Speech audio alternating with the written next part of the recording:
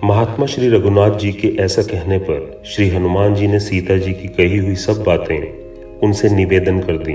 वे बोले, पुरुषोत्तम, जानकी देवी ने पहले चित्रकूट पर बीती हुई एक घटना का यथावत रूप से वर्णन किया था। उसे उन्होंने पहचान के तौर पर इस प्रकार कहा था। पहले चित्रकूट में कभी जानकी देवी आपके साथ सुखपूर्वक सोई थीं। वे सोकर आपसे पहले उठ गईं। उस समय किसी कौवे ने सहसा उड़कर उनकी छाती में चोंच मार दी। भरताग्रज, आप लोग बारी बारी से एक दूसरे के अंक में सिर रखकर सोते थे। जब आप देवी के अंक में मस्तक रखकर सोए थे, उस समय पुनः उसी पक्षी ने आकर देवी को कष्ट देना आरंभ किया। कहते हैं उसने फिर आकर जोर से चोंच मार दी। तब देवी के शरीर से रक्त बहने लगा और उससे भीग जाने के कारण आप जाग उठे। शत्रुओं को संताप देने वाले रघुनंदन, उस कौवे ने जब लगातार इस तरह पीड़ा दी, तब देवी सीता ने सुख से सोए हुए आपको जगा दिया। महाबाहो, उनकी छाती में घाव देखकर आप विषधर सर्प के समान कुपित हो उठे और इस प्रकार बोले, भीरू, किसने अपने नखों के अग्रभाग से तुम्हारी छाती में घाव कर दिया है? कौन कुपित हुए 5 मुंह वाले सर्प के साथ खेल रहा है? ऐसा कहकर आपने जब सहसा इधर उधर दृष्टि डाली, तब उस कौवे को देखा। उसके तीखे पंजे खून में रंगे हुए थे और वह सीता देवी की ओर मुख करके ही कहीं बैठा था। सुना है उड़ने वालों में श्रेष्ठ वह कौवा साक्षात इंद्र का पुत्र था, जो उन दिनों पृथ्वी पर विचर रहा था। वह वायु देवता के समान शीघ्रगामी था। मतिमानों में श्रेष्ठ महाबाहो, उस समय आपके नेत्र क्रोध से घूमने लगे और आपने उस कौवे को कठोर दंड देने का विचार किया। आपने अपनी चटाई में से एक कुशा निकालकर हाथ में ले लिया और उसे ब्रह्मास्त्र से अभिमंत्रित किया। फिर तो वह कुश प्रलय काल की अग्नि के समान प्रज्वलित हो उठा। उसका लक्ष्य वह कौवा ही था। आपने उस जलते हुए कुश को कौवे की ओर छोड़ दिया। फिर तो वह दीप्तिमान दर्प उस कौवे का पीछा करने लगा। आपके भय से डरे हुए समस्त देवताओं ने भी उस कौवे को त्याग दिया। वह तीनों लोकों में चक्कर लगाता फिरा, किंतु कहीं भी उसे कोई रक्षक नहीं मिला।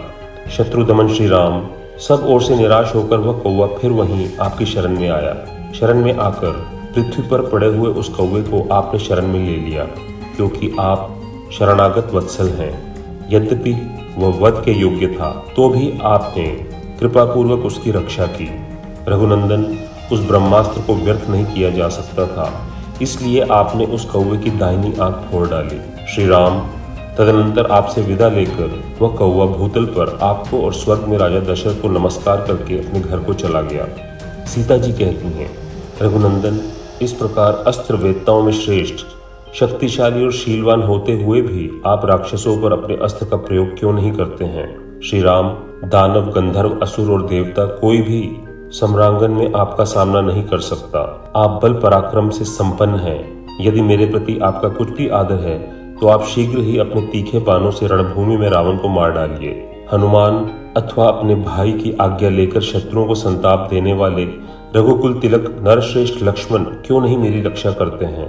वे दोनों पुरुष सिंह, श्री राम और लक्ष्मण, वायु तथा अग्नि के तुल्य तेजस्वी एवं शक्तिशाली हैं। देवताओं के लिए भी दुर्जय हैं। फिर किस लिए मेरी उपेक्षा कर रहे हैं? इसमें संदेह नहीं कि मेरा ही कोई ऐसा महान पाप है, जिसके कारण वे दोनों शत्रु संतापी वीर एक साथ रहकर समर्थ होते हुए मेरी रक्षा नहीं कर रहे हैं। रघुनंदन, विदेह नंदिनी का करुणाजनक उत्तम वचन सुनकर मैंने पुनः आर्या सीता से यह बात कही। देवी, मैं सत्य की शपथ खाकर कहता हूँ कि श्री रामचंद्र जी तुम्हारे शोक के कारण ही सब कार्यों से विरत हो रहे हैं। श्री राम के दुखी होने से लक्ष्मण भी संतप्त हो रहे हैं। किसी तरह आपका दर्शन हो गया, अतः अब शोक करने का अवसर नहीं है। भामिनी, आप इसी मुहूर्त में अपने सारे दुखों का अंत हुआ देखेंगी। शत्रुओं को संताप देने वाले वे दोनों नरश्रेष्ठ राजकुमार आपके दर्शन के लिए उत्साहित हो लंकापुरी को जलाकर भस्म कर देंगे। वरारोहे, सम्रांगन में रौद्र राक्षस रावण को बंधु बांधवों सहित मारकर रघुनाथ जी अवश्य ही आपको अपनी पुरी में ले जाएंगे। सती साध्वी देवी, अब आप मुझे कोई ऐसी पहचान दीजिए जिसे श्री रामचंद्र जी जानते हों और जो उनके मन को प्रसन्न करने वाला हो। महाबली वीर, तब उन्होंने चारों ओर देखकर वेणी में बांधने योग्य इस उत्तम मणि को अपने वस्त्र से खोलकर मुझे दे दिया। रघुवंशियों के प्रियतम श्री राम, आपके लिए इस मणि को दोनों हाथों में लेकर मैंने सीता देवी को मस्तक झुकाकर प्रणाम किया और यहाँ आने के लिए मैं उतावला हो उठा। लौटने के लिए उत्साहित हो मुझे अपने शरीर को बढ़ाते देख सुंदरी जनक नंदिनी सीता बहुत दुखी हो गईं। उनके मुख पर आंसुओं की धारा बह चली। मेरी उछलने की तैयारी से वे घबरा गईं और शोक के वेग से आहत हो उठीं। उस समय उनका स्वर अश्रुबद्ध हो गया। वे मुझसे कहने लगी, महाकपे, तुम बड़े सौभाग्यशाली हो जो मेरे महाबाहु प्रियतम कमलनयन श्री राम को तथा मेरे यशस्वी देवर महाबाहु लक्ष्मण को भी अपनी आंखों से देखोगे। सीता जी के ऐसा कहने पर मैंने उन मिथिलेश कुमारी से कहा, देवी जनक नंदिनी, आप शीघ्र मेरी पीठ पर चढ़ जाइए। महाभागे, श्याम लोचने, मैं अभी सुग्रीव और लक्ष्मण सहित आपके पतिदेव श्री रघुनाथ जी का आपको दर्शन कराता हूँ।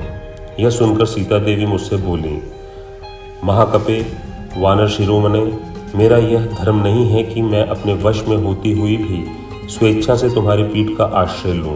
पहले जो राक्षस रावण के द्वारा मेरे अंगों को स्पर्श हो गया, उस समय वहां मैं क्या कर सकती थी? मुझे तो काल ने ही पीड़ित कर रखा था। अतः वानर प्रवर, जहां वे दोनों राजकुमार हैं वहां तुम जाओ। ऐसा कहकर वे फिर मुझे संदेश देने लगी। हनुमान, सिंह के समान पराक्रमी उन दोनों भाई श्री राम और लक्ष्मण से, मंत्रियों सहित सुग्रीव से तथा अन्य सब लोगों से भी मेरा कुशल समाचार कहना और उनका पूछना। तुम वहां ऐसी बात कहना जिससे महाबाहु रघुनाथ जी इस दुख सागर से मेरा उद्धार करें। वानरों के प्रमुख वीर, मेरे इस तीव्र शोक वेग को तथा इन राक्षसों द्वारा जो मुझे डराया धमकाया जाता है, इसको भी उन श्री रामचंद्र जी के पास जाकर कहना, तुम्हारा मार्ग मंगलमय हो। नरेश्वर, आपकी प्रियतमा संयमशीला आर्या सीता ने बड़े विषाद के साथ ये सारी बातें कही हैं। मेरी कही हुई इन सब बातों पर विचार करके आप विश्वास करें कि सती शिरोमणि सीता सकुशल हैं। इस प्रकार 67वां सर्ग पूरा हुआ।